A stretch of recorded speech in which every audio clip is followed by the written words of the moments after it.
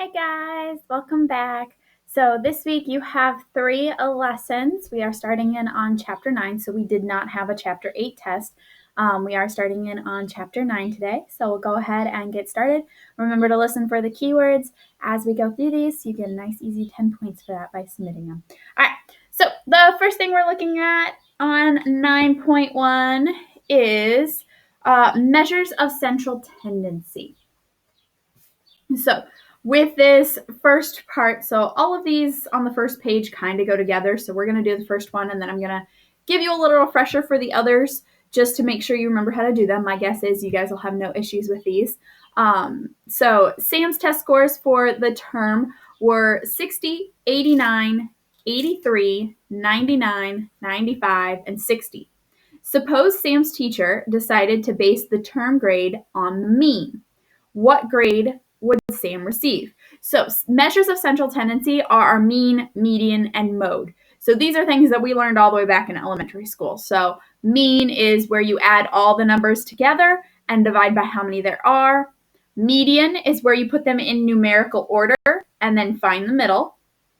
And then mode is the grade that occurs most often. So if there's one that's repeated more than once, that would be our mode. So for the mean, we're going to take all of these values, so all of his test scores, and add them together. So we're going to have 60 plus 89 plus 83 plus 99 plus 95 plus 60.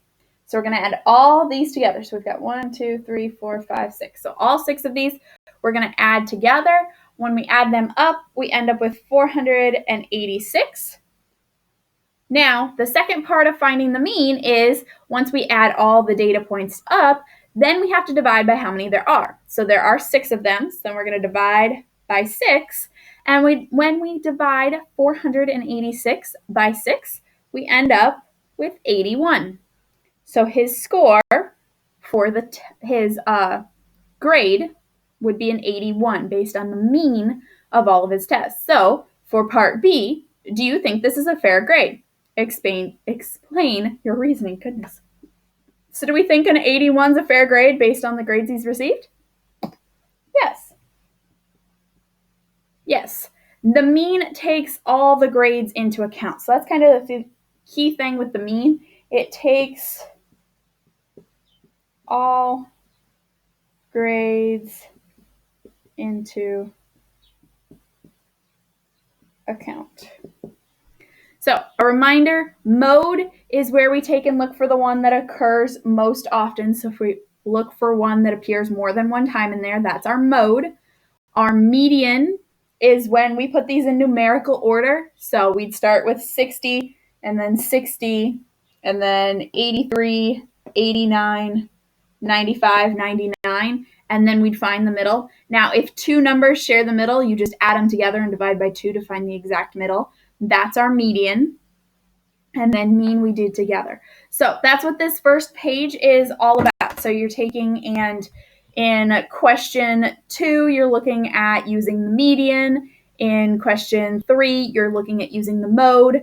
And then question 4 or 5 are just some questions about which would be best for this student, and what do you think is a fair way to grade? So that's what you're looking at there. But like I said, it's all about that mean, median, and mode. So as long as you know what those are, you should be good to go there.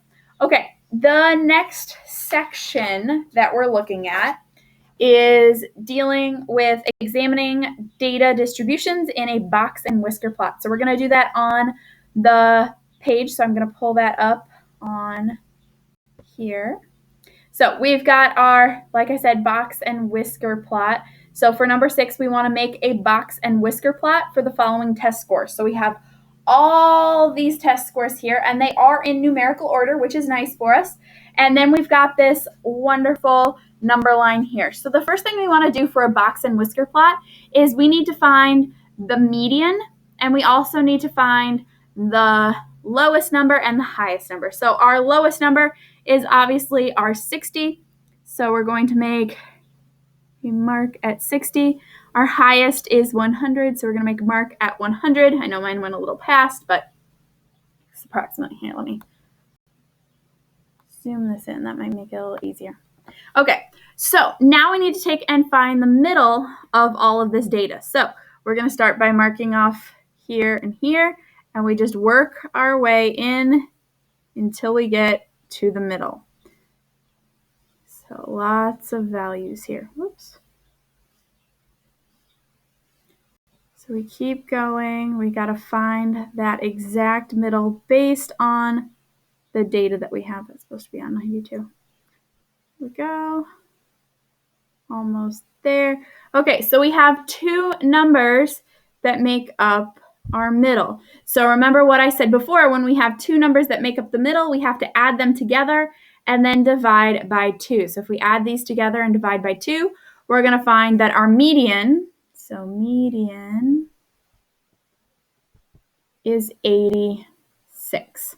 So now we're going to make a mark at 86 on here. Now, with a box and whisker plot, we have to have the box. So the box represents different ranges. So the interquartile ranges, or not interquartile, sorry, the quarter 1 and quarter 3. So basically finding the middle between the lower half of the data and the upper half of the data. So we're going to find that middle value, and that's going to be the low and high points of our whisker.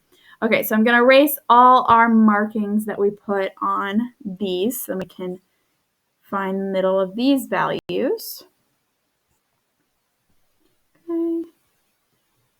Sorry, give me one sec. Okay, so if we look for the high end on this end, we're going to take and work on crossing these off. So we've got 100. Whoops, forgot to change it back to pen. So we've got our 100 and our 88, 100, 88, 96, 92, 96, 92, 96, 96, 96, 96. So it is 96 for our third quarter, because we can essentially think of our median as quarter 2. So quarter 3 is going to be the 96. So we're going to put a mark there at 96. So there's the top part of our box. My box is a little funky looking, trying to draw it on here. Okay, so now we go to the lower end and we work on solving for 8. So we cross off and we keep going. Oops, there we go. And we end up with 76. So then we come here, we go to 76, and we make our box. Then we connect our lowest to the box and our highest to the box. So this is a box and whisker plot. Now, obviously, mine's a little rough around the edges from trying to draw it here on the computer, but this is a box and whisker plot. So the box represents sort of the middle of so we've got the middle there, and then we've got the middle of the lower half of the data and the middle of the upper half. So it's representing about 50%, this box is, of the data, and then we have our endpoints. So this is what a box and whisker plot looks like for number 7 and 8. You will take and answer questions using that box and whisker plot. Now, for number 9, we are making a histogram. So histogram, just histogram, you don't need an S on it, is your keyword for this lesson.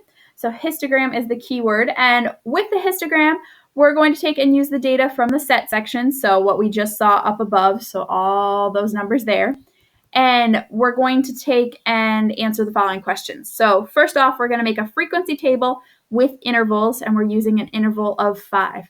So we're going to take and go through together and start on the frequency table. I'll have you guys finish it out, but I am going to start it just so that way you kind of get an understanding of what the frequency table looks like. And then you're going to make a histogram of the data using the intervals we have here. And I'm going to show you an example of what that looks like, but I'm not going to do this one for you because I want to see that you guys can do it. And being as there's only one question here, I want to have you guys do that rather than me just do it all for you. Okay, so if we look back up at our data, and I'm going to erase once again so we can see all of it nice and easily here. Okay, So if we look for the frequency, we want to look at scores between 60 and 64. So 60, 64, we've got 2 of them. From 65 to 69, we have just 2 68s. So once again, it's going to be a frequency of 2. If we look at the next interval, we've got 70 to 74. So 70 to 74, we've got 72 right in the middle of that. 75 to 79, so we've got 2 76s. And then 80 to 84, so we've got 1, 2, 3, 4, 5, 6, 7 in that section. So some of these will have more than others. You guys will keep going. It's okay if you have 0, because sometimes we don't have points within the ranges. So if that happens, you just write 0. But you're going to continue filling out this frequency table based on the remainder of this data. So you're going to use the rest of this data up here, so the second half essentially, to take and finish out that frequency table. Now, looking back at my histogram example. So here's a histogram. I've got my frequency table over here. So I did an interval of 3. So I was looking at 2 to 4, 5 to 7, 8 to 10, 11 to 13, 14 to 16, and I've got my different frequencies. And then I came down here and I made it. So it essentially looks like a bar graph, but there aren't any spaces in between the data. Now, if we had a frequency of 0, so let's say our 8 to 10 would have been a frequency of 0 instead of 1, this would be an empty space between there, and that's perfectly acceptable. But you might notice that when I made my bars, even though my interval, so my score, was a 2 to 4, and it had a frequency of 3, I made my box, or my bar, go from 2 all the way to 5. So that's the thing with histograms. They take, and it doesn't actually exist at the far right side of the data. So it's saying 2 to 5. So this whole thing is going from 2 to 5, but 5 isn't actually included in here. It's everything up until 5. So you can kind of think of it as we have just the less than symbol instead of the less than or equal to. We can't include that number, but we can approach it. So we're going to get super, super close to 5, but we can't actually approach it. So that's what these are going to look like. So when you do yours on your own on the homework, make sure to make note of that. You're going to take it to the next value. So even though that first interval, the score says 60 to 64, your first bar is going to go from 60 to 65, even though 65 isn't included in the frequency of the first one. 65 will be included in the frequency of the second bar that you make there. So keep that in mind. Hopefully this helps some seeing this example of a histogram. So you're just taking, like I said, it's a lot like making a bar graph, except there's not spaces in between. And with a bar graph, we would take and be specific. We wouldn't go over the amount and have it not included. So that's the unique thing about a histogram. It is over a range of values, but it doesn't include the highest number on there. So just like this, we have 17. 17 isn't even a possible score that they could receive, but we have to take it past what the highest possible value is in this to include. So if they had a 16 and a half or 16 and 3/4, that would all be included in here. So it's the approach to that value. So that will hold true on your homework as well. All right, so a reminder, histogram is your keyword for this lesson. If you get stuck or have any questions, feel free to contact me. Office hours, Monday, Wednesday, Friday, 1 to 2. Have a wonderful week and happy mathing.